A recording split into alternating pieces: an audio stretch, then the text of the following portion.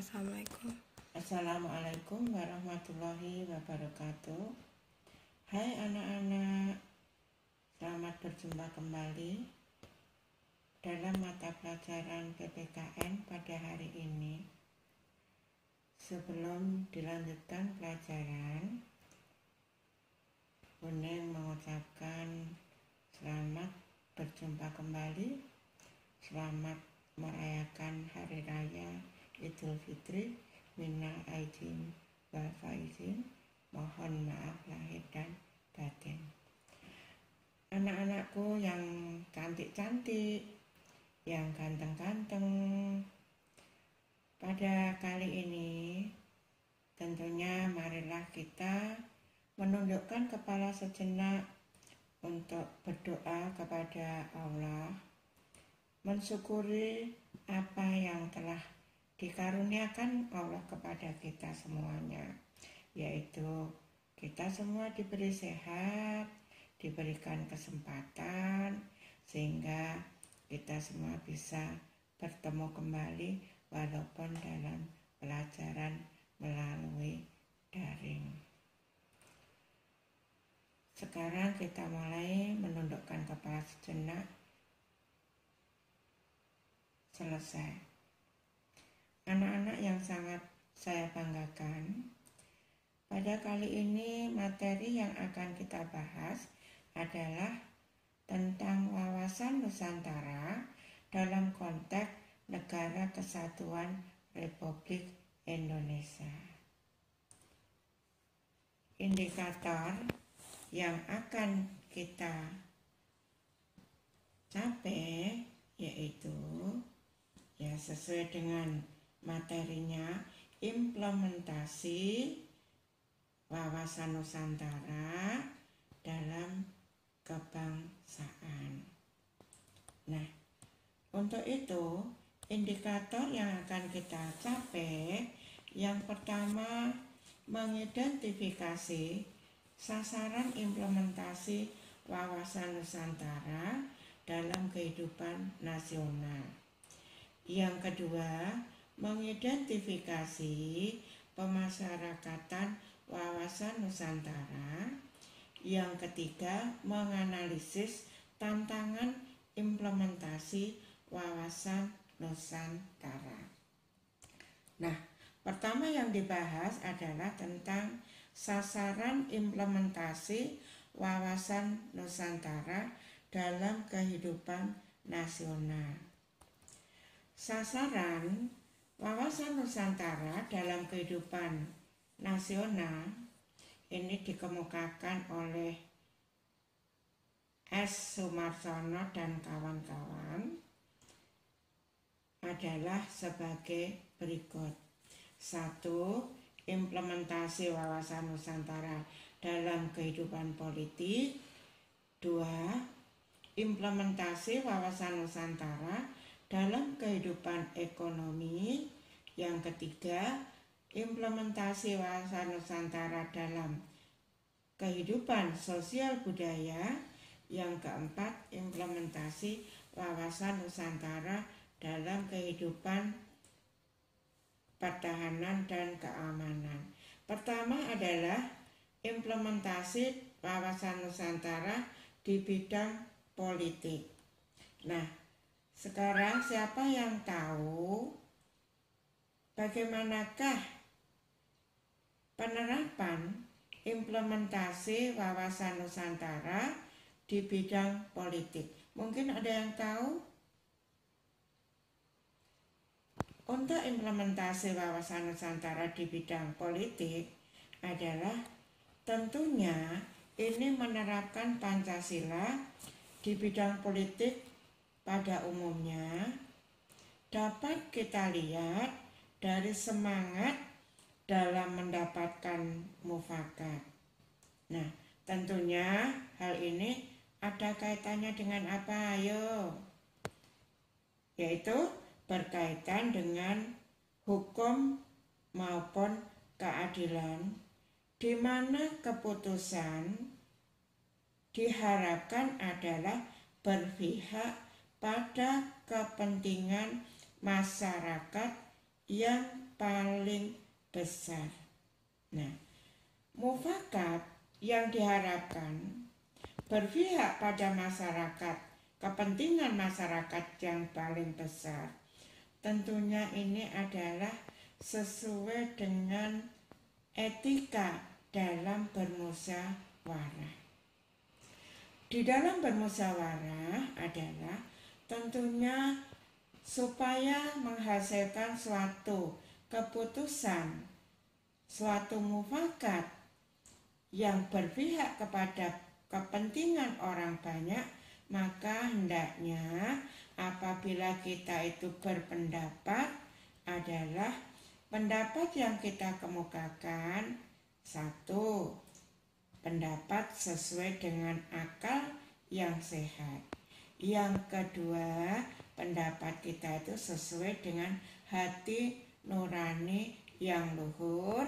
Yang ketiga adalah pendapat yang dikemukakan hendaknya bisa dipertanggungjawabkan kepada diri kita sendiri, masyarakat, maupun Tuhan Yang Maha Esa. Implementasi wawasan Nusantara di bidang politik ini tidak lepas dengan Pancasila maupun Undang-Undang Dasar tahun 1945,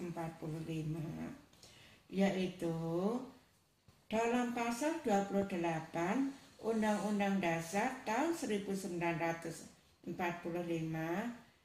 adalah kemerdekaan berserikat dan berkumpul dalam mengemukakan pendapat, baik itu secara lisan maupun tulisan, diatur dengan undang-undang. Jadi kita berpendapat itu adalah memiliki kebebasan, namun kebebasan yang kita lakukan hendaknya pendapat itu adalah pendapat yang bisa dipertanggungjawabkan. Kemudian sesuai dengan Pancasila adalah sila yang keempat, kerakyatan yang dipimpin oleh hikmat kebijaksanaan dalam permusyawaratan perwakilan. Itu adalah mengenai implementasi wawasan Nusantara di bidang kehidupan politik. Sudah jelas kan? Kalau memang ada yang belum jelas, bisa menanyakan langsung ke Bu Guru lewat via WA ya anak-anak. Sekarang masuk ke implementasi wawasan Nusantara dalam kehidupan ekonomi. Nah, dalam kehidupan ekonomi di sini penerapan wawasan Nusantara sesuai dengan bidang ekonomi adalah tentunya tidak lepas dengan sila yang kelima, di mana bangsa Indonesia adalah menerapkan demokrasi Pancasila, kebebasan dalam berkreasi di bidang ekonomi.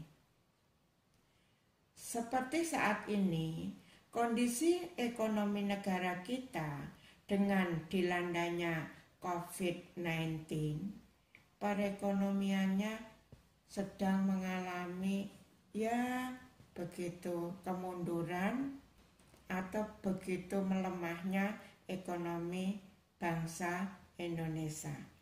Tidak hanya bangsa Indonesia saja yang ekonominya melemah, tapi bahkan itu melanda di seluruh dunia. Namun, pemerintah mulai membenahi bagaimana caranya perekonomian itu bisa teratasi dengan sebaik-baiknya. Tentunya hal ini sesuai dengan Undang-Undang Dasar tahun 1945, yaitu pasal 33 ayat 1 yang berbunyi perekonomian disusun sebagai usaha bersama berdasarkan atas asas kekeluargaan dan kegotong royongan. Nah, ini bangsa kita dengan perekonomian yang mengalami kemunduran, maka pemerintah melakukan hal-hal yang bisa menguatkan ekonomi bangsa kita kembali. Yang pertama tentunya adalah mengontrol harga kebutuhan pokok. Dengan adanya pandemi COVID dan hari raya yang kita jalani pada saat ini, membuat harga-harga itu naik melambung tinggi. Ini pemerintah melakukan suatu pengontrolan harga kebutuhan pokok. Kemudian selain itu pemerintah memberikan BLT kepada masyarakat yang terkena dampak PHK dalam melaksanakan pekerjaannya yang telah dilakukan pemutusan hubungan kerja dengan kondisi COVID-19 ini, maka pemerintah memberikan bantuan langsung tunai kepada masyarakat yang kurang mampu maupun memiliki dari dampak yang terkena PHK. Kemudian pemerintah juga mensubsidi harga kebutuhan bahan pokok. Baik itu pemerintah pusat maupun pemerintah daerah telah melakukan subsidi kepada masyarakat supaya tidak terlalu merasakan atau terlalu dirasakan dengan adanya dampak-dampak tersebut.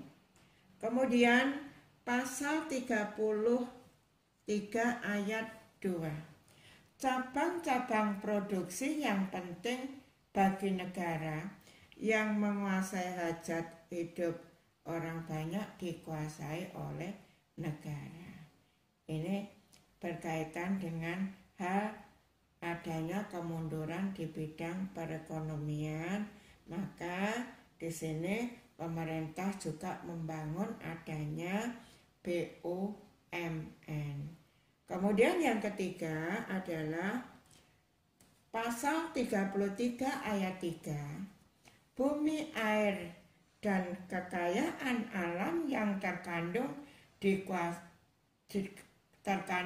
dalamnya dikuasai oleh negara.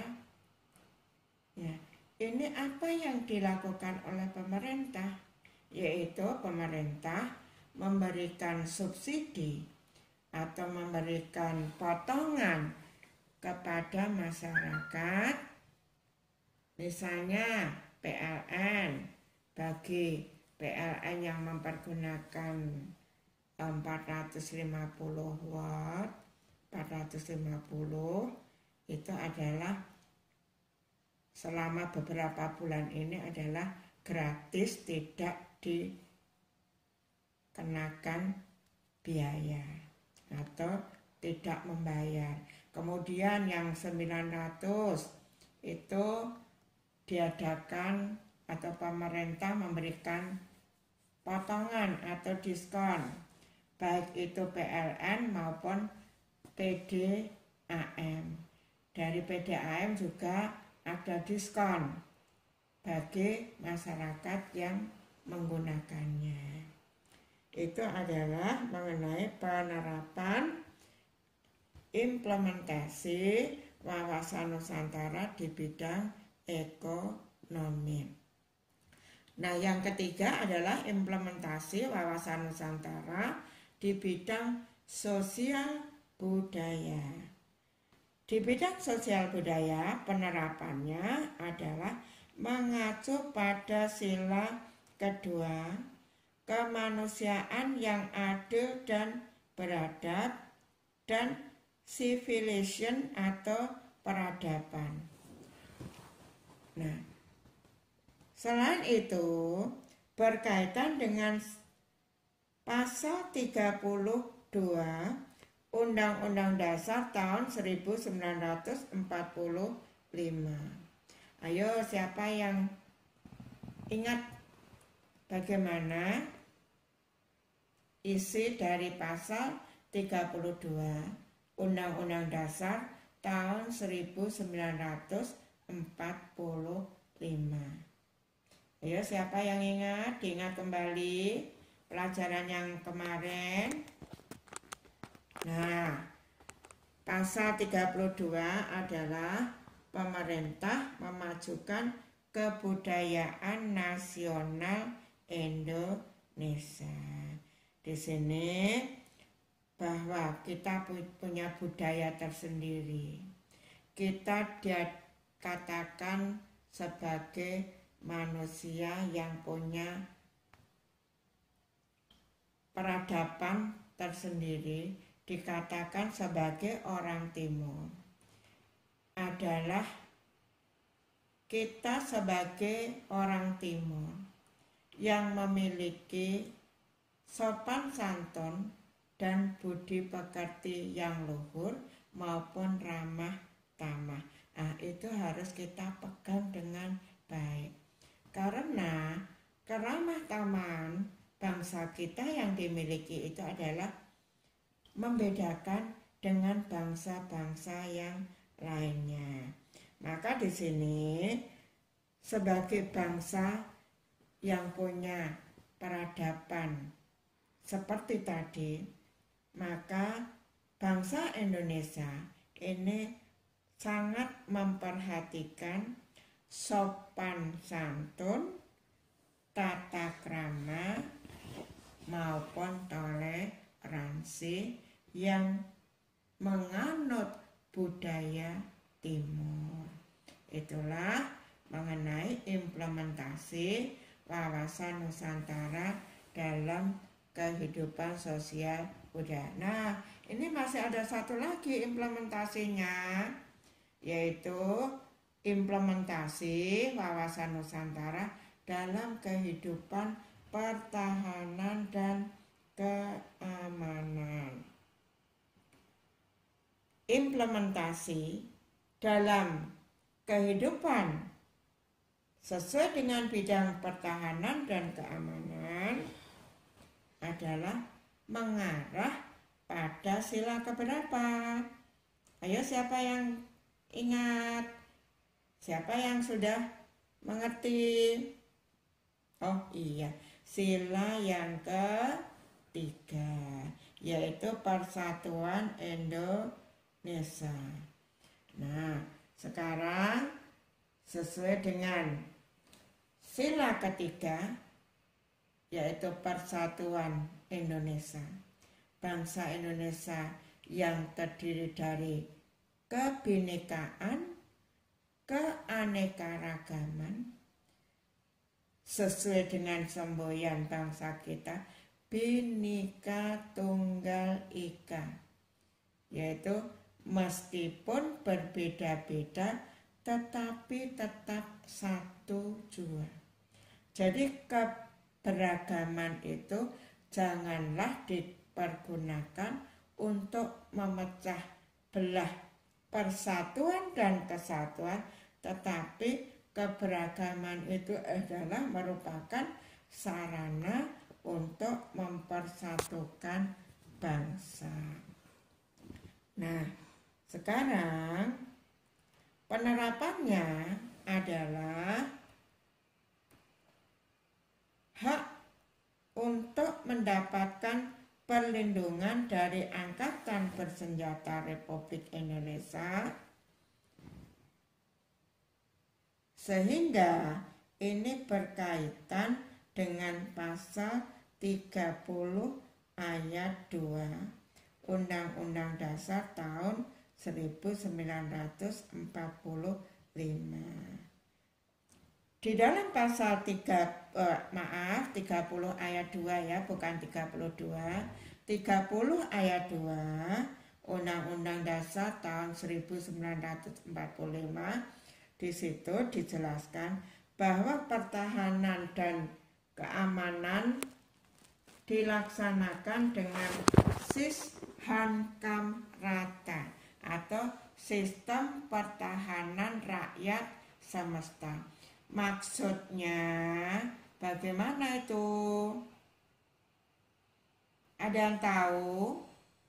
Nah, Sishankam Rata adalah bahwa keamanan itu dilakukan oleh TNI maupun Polri bersama-sama dengan rakyat. TNI dan Polri adalah sebagai kekuatan utamanya, sedangkan rakyat adalah sebagai kekuatan pendukung. Rakyat punya kewajiban untuk membela dan mempertahankan keamanan negara sesuai dengan pasal berapa? Yo, diingat kembali,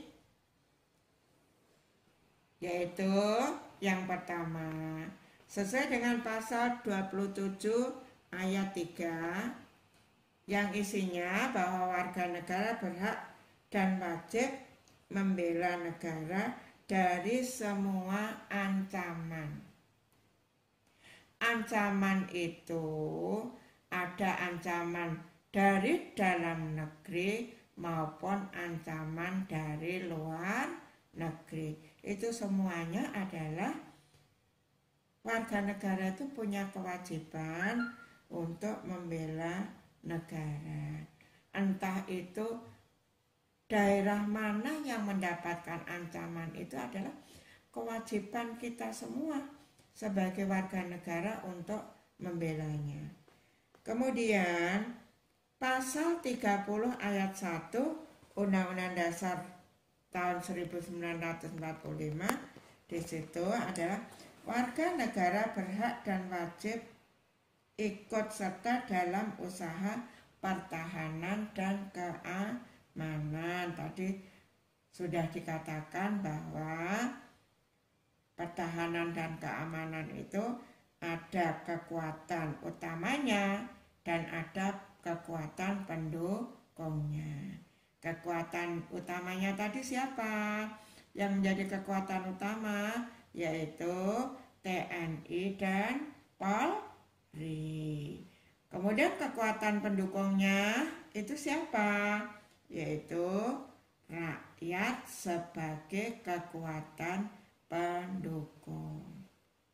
Itu adalah tentang implementasi dari wawasan Nusantara di bidang Polek Sosbud Hankam. Sekali lagi di bidang Polek Sosbud Hankam. Sudah jelas kan anak-anak tentang penjelasan dari Bu Ning mengenai implementasi wawasan Nusantara dalam bidang Polek Sosbud Hankam. Nah, berikutnya adalah materi berikutnya tentang pemasyarakatan wawasan Nusantara. Memang wawasan Nusantara itu perlu dimasyarakatkan. Dalam memasyarakatkan wawasan Nusantara itu menurut S. Sumarsono melalui cara-cara bisa dilihat dari sifat penyampaiannya, bisa dilihat dari metode penyampaiannya. Yang pertama, siapa yang bisa menjawab coba? Ada yang bisa menjawab? Oh iya. Yang pertama adalah cara penyampaian secara langsung, yaitu bisa dilakukan melalui ceramah, bisa dilakukan melalui diskusi, bisa dilakukan melalui dialog, bisa dilakukan melalui tatap muka. Kalau yang secara tidak langsung, melalui apa? Ayo. Secara tidak langsung terdiri melalui dengan media elektronik maupun media cetak. Jadi penyampaiannya itu bisa melalui medsos ataupun melalui surat kabar atau koran dan sebagainya. Kemudian menurut metode penyampaiannya. Menurut metode penyampaiannya bisa dilakukan melalui keteladanan. Keteladanan itu semestinya dilakukan, mestinya yang punya peranan penting itu, keteladanan itu adalah bisa dimulai dari dalam keluarga. Keteladanan adalah tentang contoh sikap dan perilaku dalam kehidupan sehari-hari. Dari orang tua yang memberikan teladan kepada anak-anak tentang bagaimanakah cara memasyarakatkan wawasan Nusantara tersebut. Contoh teladan dari orang tua itu adalah perlu diterapkan di dalam keluarga. Kalau di sekolah, keteladanan dari siapa? Tentunya tidak lepas keteladanan dari warga sekolah. Mulai dari kepala sekolah, bapak ibu guru, maupun karyawan dan karyawati, itu yang sangat efektif dilakukan. Kalau dalam kehidupan berbangsa dan bernegara, mestinya adalah keteladanan dari para pemimpin-pemimpin bangsa atau wakil-wakil rakyat kita. Itu adalah yang bisa dilakukan melalui keteladanan. Kemudian yang kedua adalah melalui edukasi. Edukasi atau pendidikan bisa dilakukan pendekatan secara formal maupun non-formal.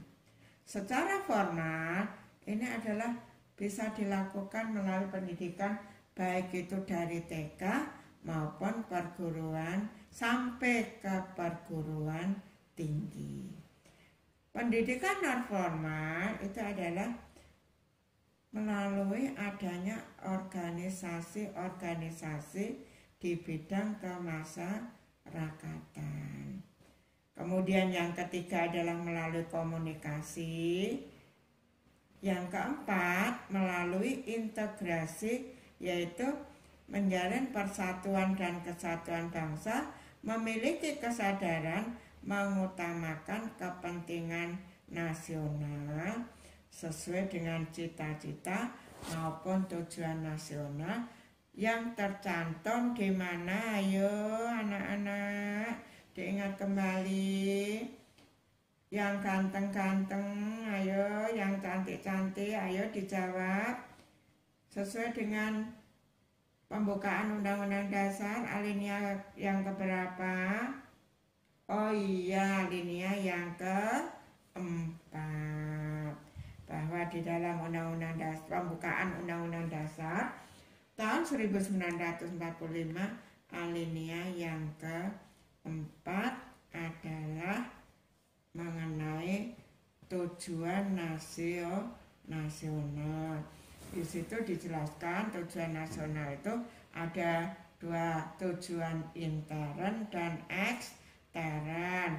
Untuk tujuan intern dan ekstern, pelajaran yang lalu sudah Ibu jelaskan ya, diingat kembali. Untuk itu adalah mengenai pemasyarakatan wawasan Nusantara. Berikutnya adalah mengenai tantangan implementasi wawasan Nusantara dalam kehidupan bermasyarakat, berbangsa dan bernegara terus mengalami suatu perubahan. Hal itu tidak lepas dari masuknya nilai-nilai kehidupan baru akibat adanya globalisasi. Masuknya nilai-nilai baru tersebut menjadi tantangan bagi nilai-nilai budaya yang menjadi dasar dari wawasan Nusantara. Bagaimanakah cara kita memperkokoh wawasan Nusantara di tengah-tengah kehidupan global ini? Yang pertama, melalui pemberdayaan masyarakat. Tantangannya adalah dengan adanya pemberdayaan masyarakat. Yang kedua, dengan adanya dunia tanpa batas. Dan yang ketiga, adanya era baru kapitalisme. Dan yang keempat, adanya kesadaran warga negara yang kurang. Nah, inilah mengenai adanya tantangan yang dihadapi oleh wawasan Nusantara. Tahukah Anda apakah ukuran keberhasilan implementasi wawasan Nusantara? Ayo, ada yang tahu? Implementasinya apa? Keberhasilan dari wawasan Nusantara ini adalah merupakan suatu kesimpulannya dari materi yang kita bahas ini. Wawasan Nusantara dikatakan berhasil dalam implementasi apabila satu, warga negara itu bisa mengerti, memahami, menghayati hak dan kewajiban warga negara, serta hubungan warga negara dengan negara, sehingga sadar sebagai bangsa Indonesia yang cinta tanah air berdasarkan Pancasila, Undang-Undang Dasar tahun 1945, dan memiliki jiwa tentang wawasan Nusantara. Yang kedua, mengerti, memahami, dan menghayati bahwa dalam menyelenggarakan kehidupannya, negara memerlukan konsepsi wawasan Nusantara, sehingga sadar warga negara yang memiliki wawasan Nusantara guna mencapai cita-cita dan tujuan nasional. Demikiannya anak-anak mengenai materi yang Ibu berikan pada kali ini. Maka Anda menyimak baik-baik tentunya tadi, dan selamat belajar, tetap semangat walaupun dalam kondisi COVID-19, dan Bu Guru mengucapkan terima kasih. Wassalamualaikum warahmatullahi wabarakatuh.